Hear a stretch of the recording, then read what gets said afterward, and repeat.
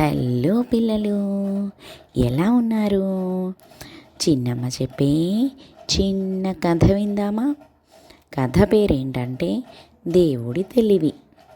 మండు వేసవి కాలంలో ఒక బాటసారి నడుస్తూ నడుస్తూ ఒక చెట్టు నీడన ఆగాడు. అక్కడ చల్లగా ఉంది.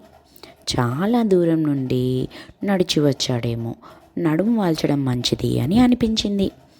పడుకొని పైకి చూడగానే ఆ మర్రి చెట్టు మీద ఉన్న చిన్న చిన్న కాయలు కనిపించాయి.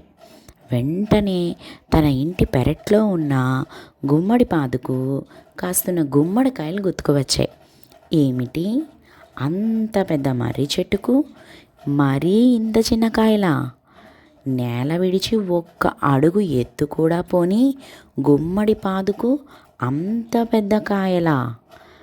పెద్ద చెట్టుకు పెద్ద కాయలు, చిన్న చెట్టుకు చిన్న కాయలు ఉండవద్దు అని అనుకుంటూ ఉండగానే చల్లని గాలికి నిద్ర పట్టేసింది ఆ బాటసారికి. సాయంత్రం అవుతుండగా మెలకు వచ్చింది. కొంచెం గాలి వీస్తోంది. ఆ గాలికి పండిన మర్రికాయలు జలజలా నేల రాలుతున్నాయి. తన మీద కాకుండా పక్కన పడుతున్నాయి. అప్పుడు అతనికి అనిపించింది, ఇంకా నయం, నేను అనుకున్నట్లుగా ఇంత పెద్ద మర్రి చెట్టుకు గుమ్మడికాయంత కాయల్ని దేవుడు పెట్టలేదు. అలా పెట్టి ఉంటే, అలా రాలి నా మీద పడితే చచ్చి ఉండేవాణ్ణి. నీడనిచ్చే చెట్టుకు చిన్న కాయలు, నీడివ్వలేని వాటికి పెద్ద కాయలు.